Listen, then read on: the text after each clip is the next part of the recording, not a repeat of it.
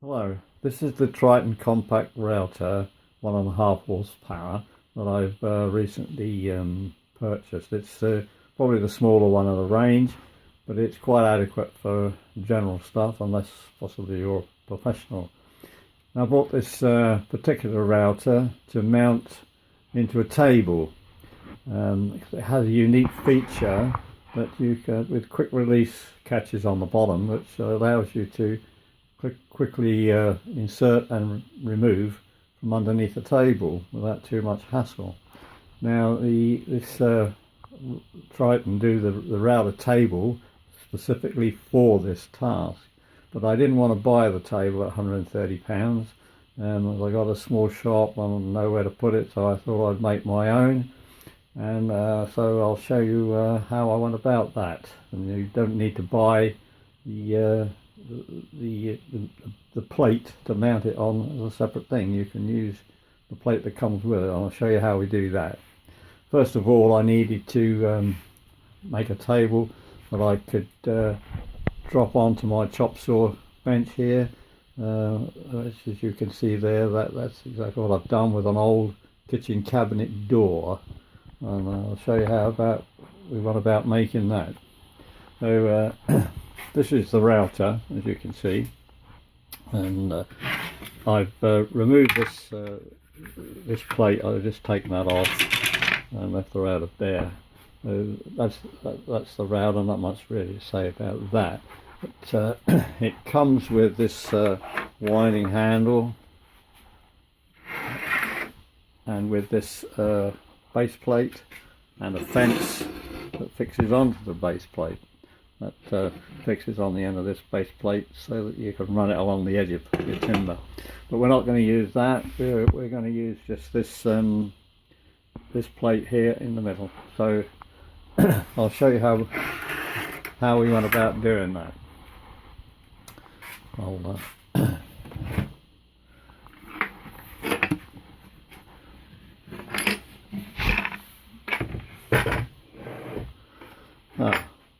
So what I did first was to take this plate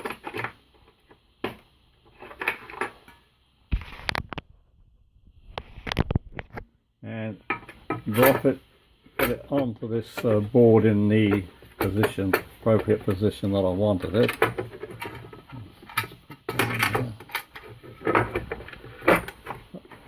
I put that on there and marked around it, and then put some guides on and routed that section out, as you can see. I also had to drill a hole through here to correspond with the hole in this plate here, and that's where the winding handle will come through to wind the router up and down. So anyway, when I got this routed out and the plate fitted in quite well, I then cut this hole with a tank cutter. Or you can use any cutter you've got to get that to the right, whatever size you want. And then I cut a very small 1/8 from 1/8 thick hardboard, a little ring, and as you can probably see, I glued that in there. I glued that in there so that I can fit from the other side these little inserts to reduce the size of the hole when I'm routering. Then I drilled through the deck. I put 4 bolts in, sunk the heads into the deck, tap the bolts through the hole, and then go around with a 1/4-inch chisel around the size of the head, and then you can chip that out down to the right length with a small chisel, and then tap the bolt heads in, stop them turning when you tighten up. Now I've used these clamps, which are from an old router table, but you could make up some hard wooden ones or something like that, or make your own metal ones. but I borrowed these from an old router table. So once we got all this routed out and the all the holes done and everything nicely, we can then take the plate and drop that into the hole. I've also on this on this plate, I've put this little corner bracket, which I attach to this slide, which is already on the plate. So once we got the plate in there, we can drop these clamps over here, and we'll tighten them up.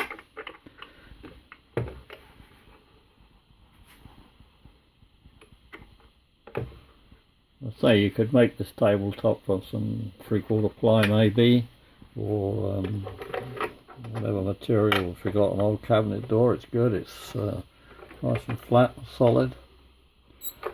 It's just that I happen to have a couple of drawers, so I thought I might just as well use one of those as go and buy some more timber. I'll just tighten up these clamps.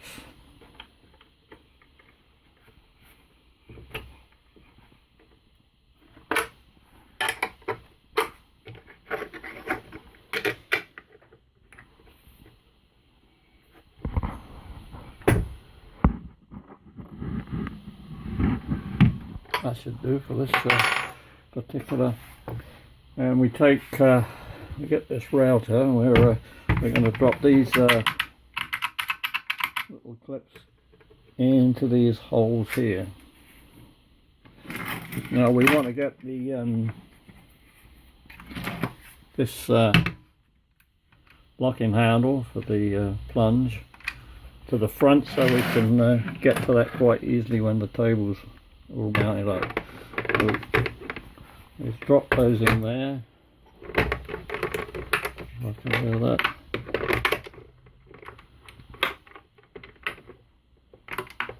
It's supposed to be easy. It never is when you want it to work properly.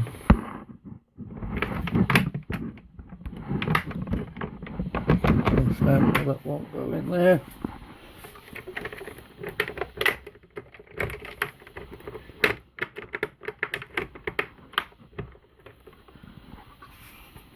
And the router comes up, has to come up onto these wedges here. It sits on those two brackets there, and it's in there nice, and so then you just make sure you tighten these little clamps up quite tight.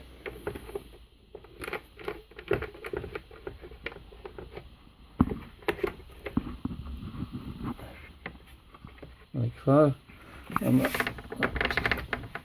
steady as a rock in there. And then this little bracket that I've made here, you slide up to the router there and lock that in position with this wing nut.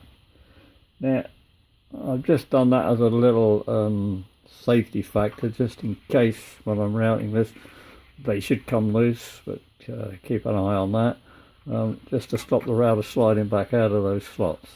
So once we're in there, that's it all mounted up and ready to go. I think I'll tighten all these up. So that's, as you can see, that's in there solid. Now we can drop that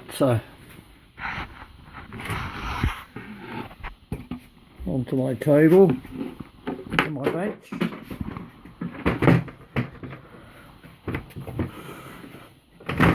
Like so. And yeah, all the tables all mounted there, and I can reach under here quite easily. To get to the locking handle.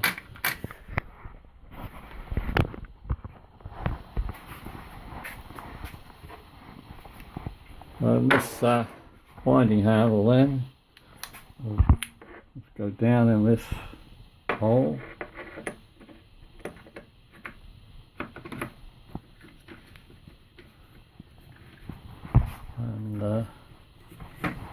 You can see the wind up, the cutter coming up, and the cutter going down.